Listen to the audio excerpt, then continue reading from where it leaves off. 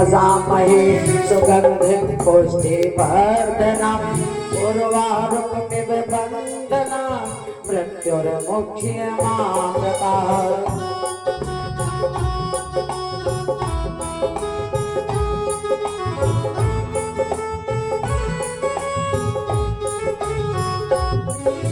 सोमनाथ सौराष्ट्र में, काशी में विश्वेश, महाकाल उज्जैन में शिवालय घुसमें।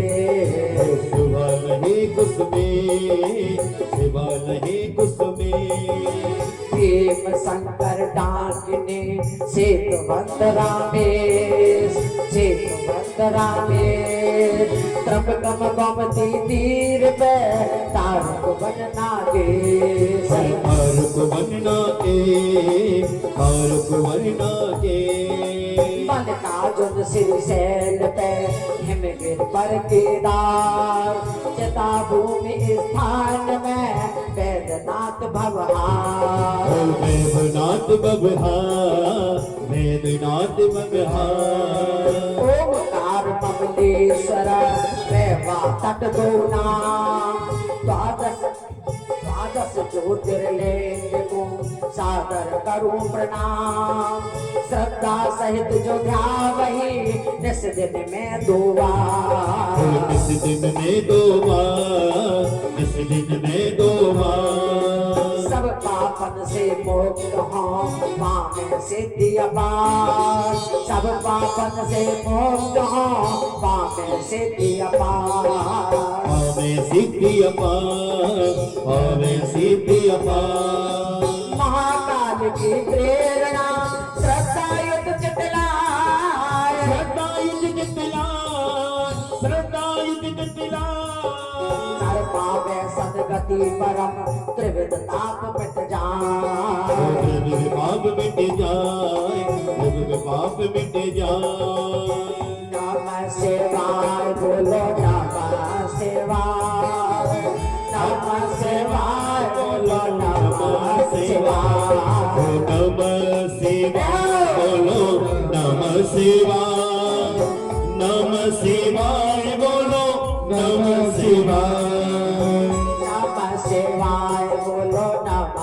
शिवाय। नमः शिवाय बोलो नमः शिवाय। नमः शिवाय बोलो नमः शिवाय। नमः शिवाय बोलो नमः शिवाय। नमः शिवाय बोलो नमः शिवाय। हर तारक देव महेश है सबका तारनहार। सबका तारनहार, सबका तारनहार। सतरज तम के बीच में व्यापित संसार। जगत है संसार, जगत है संसार। नमः शिवाय बोलो नमः शिवाय। नमः शिवाय बोलो नमः शिवाय। नमः शिवाय बोलो नमः शिवाय। नमः शिवाय बोलो नमः शिवाय। बोलो नमः शिवाय बोलो नमः शिवाय। नमः शिवाय बोलो नमः शिवाय। नमः शिवाय बोलो नमः शिवाय। नमः शिवाय बोलो नमः शिवाय। नमः शिवाय बोलो नमः शिवाय। नमः शिवाय बोलो नमः शिवाय। नमः शिवाय बोलो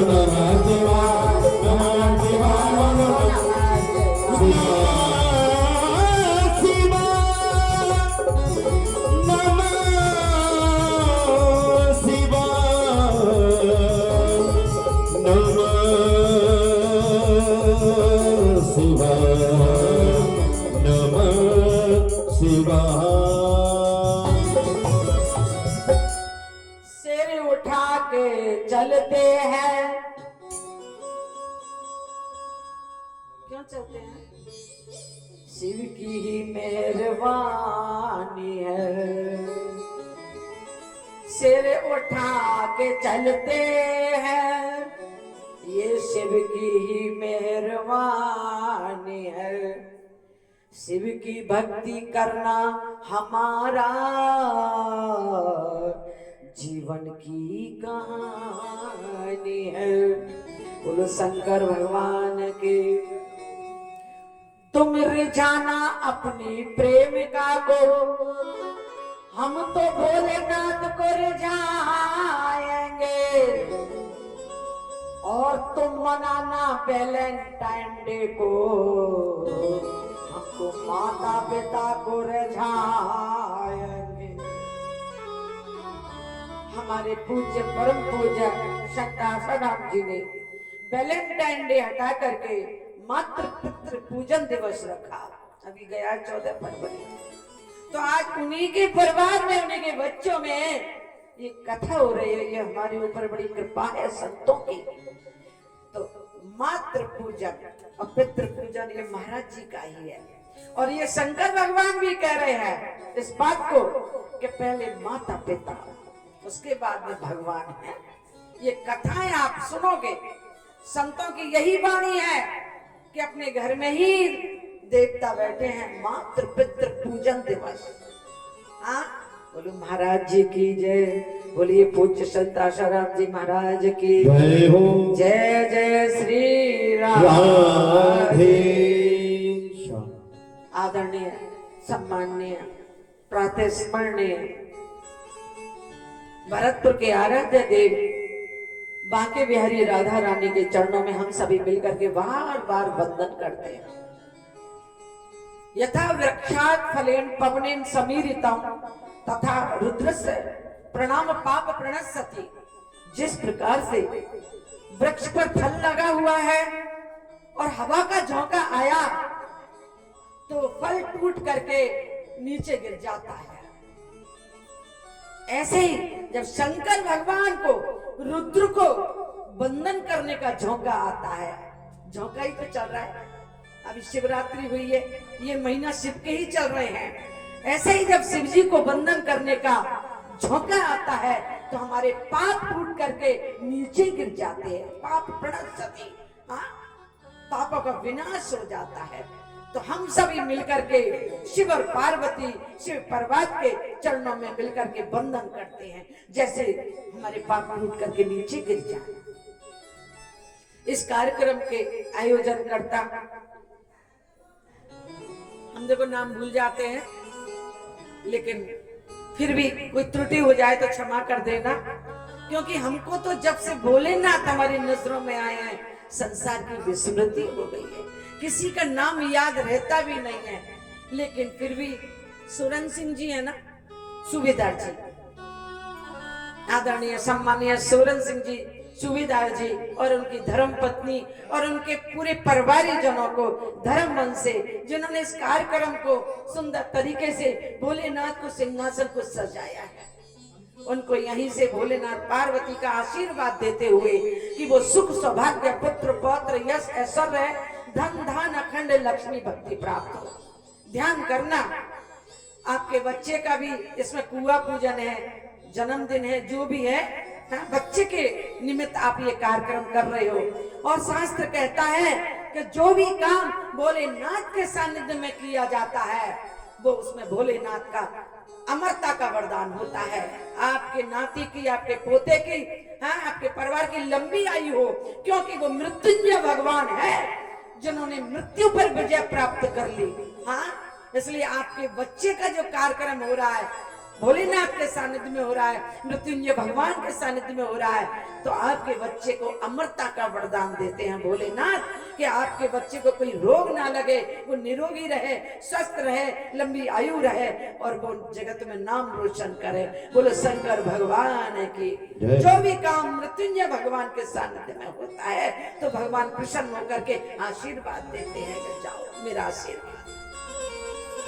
पंडाल में बैठी हुई भक्ति स्वरूपा, शक्ति स्वरूपा सभी माता बहनों को धर्म मन से गुरु माँ की ओर से आशीर्वाद देते हुए सुख सौभाग्य पुत्र पौत्र यश ऐश्वर्य धन धान अखंड लक्ष्मी भक्ति आपको प्राप्त हो।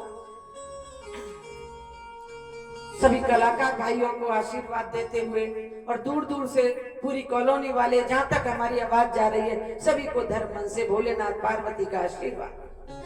आइए आप अपने मन को एकाग्र करके भोलेनाथ की कथा श्रवण करें, शिव महापुराण कथा श्रवण करें। शिव महापुराण, पुराण मीन्स पुराना, कितना पुराना है लेकिन फिर भी कितना आनंद आता है। पुराना माने पुराना, सबसे पुराना ग्रंथ है लेकिन फिर भी नित्य नूतन है। पुरानी वस्तु किसी को अच्छी नहीं लगती, लेकिन पुरानी वस्तु क्या लगती है? पुरानी वस्तु किसी को अच्छी नहीं लगती, नई सबको अच्छी लगती है, लेकिन ये पुरानी होती हुई भी अच्छी लगती है। इसलिए शिव पुराण के लिए एक बार ताली बजानी पड़ेगी। बोलिए शिव महापुराण की जय हो। ध्यान से सुनना कि शिव महापुराण वेदांत का सार है। क्या है शिव महापुराण? ये वेदांत का सार है, जहां पर वेदों का अंत होता है। वैसे वेदों का अंत होता ही नहीं है, किसी ने अंत देखा ही नहीं है। हरि अनंत, हरि कथा अनंता, हरि अनंत है, उनकी कथाएं अनंत है, लेकिन कहीं तो अंत है। कहीं तो अंत है। अंत कहां जाकर के रुकता है? अंत शिव जी पे जाकर रुकता है। वेदांत का सार है, जहां वेदों का अंत होता है। आदि और अंत शिव है। अब यह कथा सुनोगे तो आपको पता लगेगा कि सबसे पहले इस पृथ्वी पे यानी आदि काल में कौन आया। तो आदि भी यही है और अंत भी इन्हीं पे होता है। प्रारंभ भी जगत का निर्माण यहीं से होता है और अंत भी यहीं पर हो जाता है। इसलिए ये वेदांत का सार है। इसको उपनिषद भी कहते हैं। गीता ज्ञान भरा पड़ा है, जगत के कल्याण के लिए है। जिसने गीता श्रवण कर ली, इसमें गीता के प्रश्न है। जिसने गीता श्रवण कर ली, शिव महापुराण श्रवण कर लिया, समझ लो आपने कॉलेज अटेंड कर लिया। कहते हैं ना कि नो नॉलेज विदाउट कॉलेज, बिना कॉलेज के कोई नॉलेज ज्ञान नहीं आ सकता। जो कॉलेज में प्रवेश कर जाता है, ये कॉलेज में बैठे हुआ। जैसे रामायण 7वीं क्लास है, 7वीं क्लास है, 7 सोपान है। रामायण जड़ है, जड़ कच्ची है, इमारत लुढ़क जाएगी। उसमें राम कथा है और राम कथा मर्यादा सिखाती है। माता पिता का सबसे पहले प्रातःकाल उठकर रघुनाथा, माता पिता गुरु नाभय माता। जब तक शुरुआत यहीं से होती है, आपके जीवन में माता पिता का कोई पूजन नहीं, कुछ नहीं, तो आगे की नींव आपकी कच्ची पड़ जाएगी। समझते हैं इस बात को? यहीं से शुरू होती है। मातृ पितृ पूजन दिवस लो तो महाराज जी ने शुरू कराया, हम उसका वर्णन कर देते हैं। आशीर्वाद है संतों का। तो रामायण मातृ पितृ पूजन दिवस राइट करता है। राम जी ने करके दिखाया।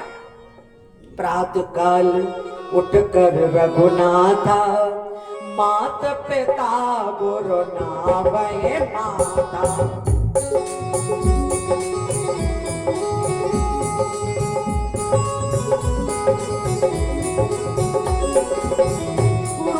गए पठन रघुराए, अल्पकाल विद्या सब पाए।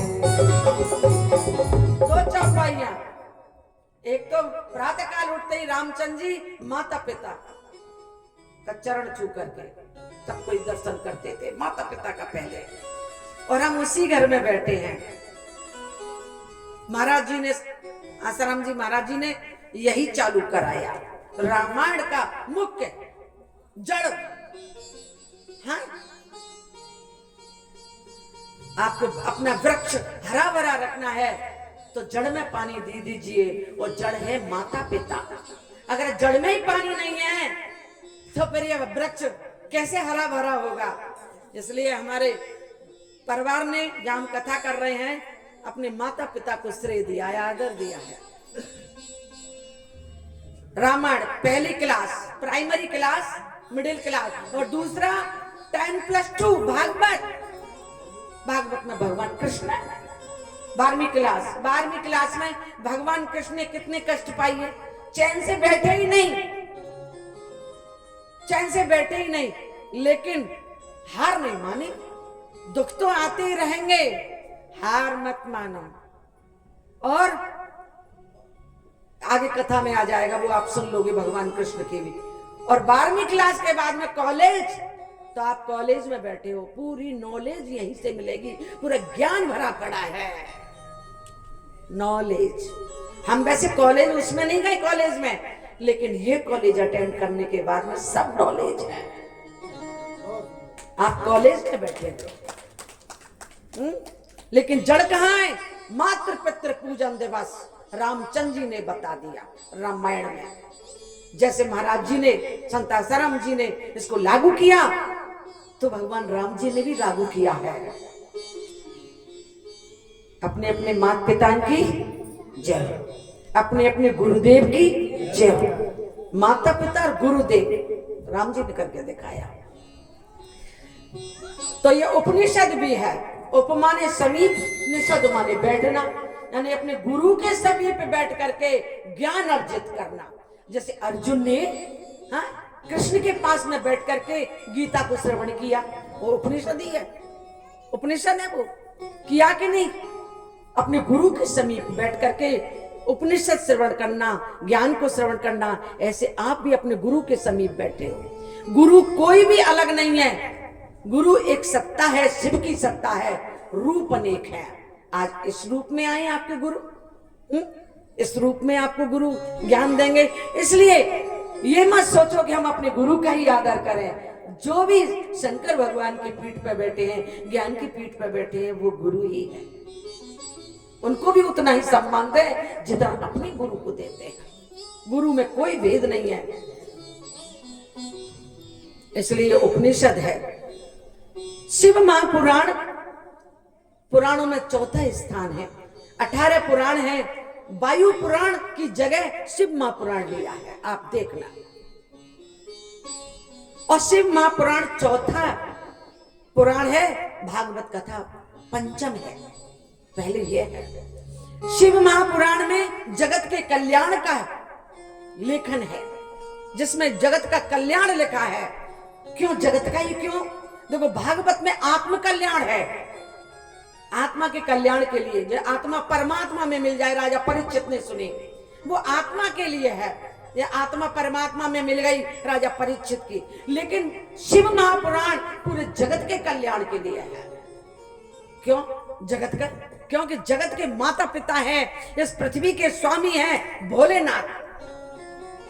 इसलिए वो जगत के कल्याण के लिए उन्होंने शिव महापुराण का अपनी वाणी से वाचन किया है। भगवान शंकर का वाग्मय स्वरूप है ये। क्या?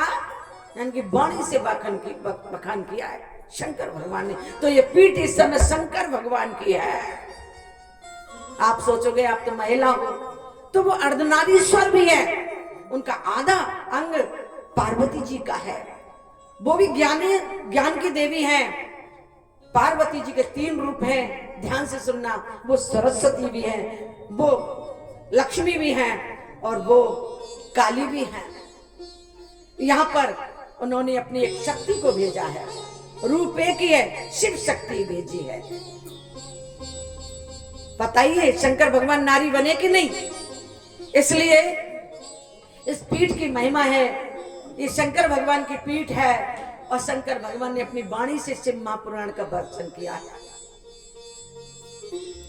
शिव महापुराण जगत के कल्याण के लिए है।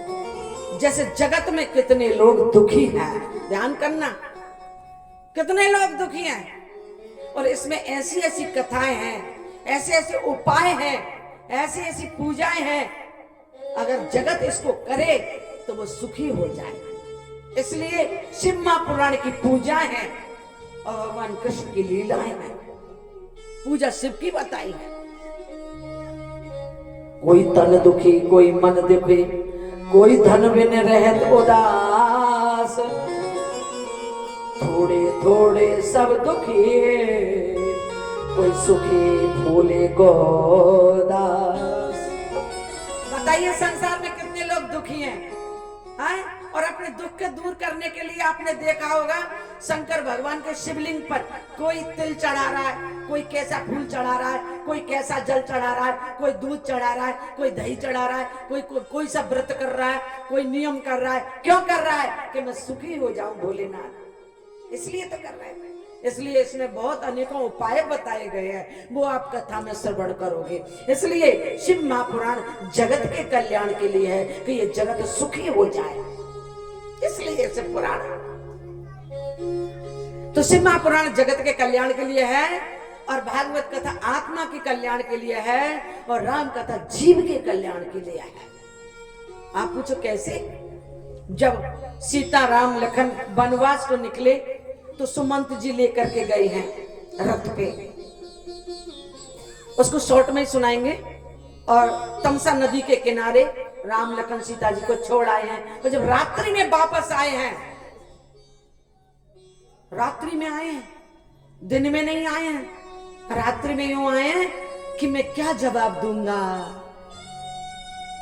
घोड़े बांध दिए और फिर पूछते हैं कि महाराज जी कहाँ हैं, दशरथ जी महाराज कहाँ हैं? बोले कौशल्या के भवन में है। जब कौशल्या के भवन में गए तो क्या कहा? जय जीव। आप रामायण खोल के देखना, जय जीव, जीव की संज्ञा दी है, इसलिए जीव के कल्याण के लिए है राम कथा और ये जगत के कल्याण के लिए है। और जो जगत के कल्याण के लिए जो काम करता है उस पर भोलेनाथ प्रसन्न हो जाते हैं। आप पर बहुत प्रसन्न है भोलेनाथ। कैसे प्रसन्न होते हैं? तो एक बार पार्वती जी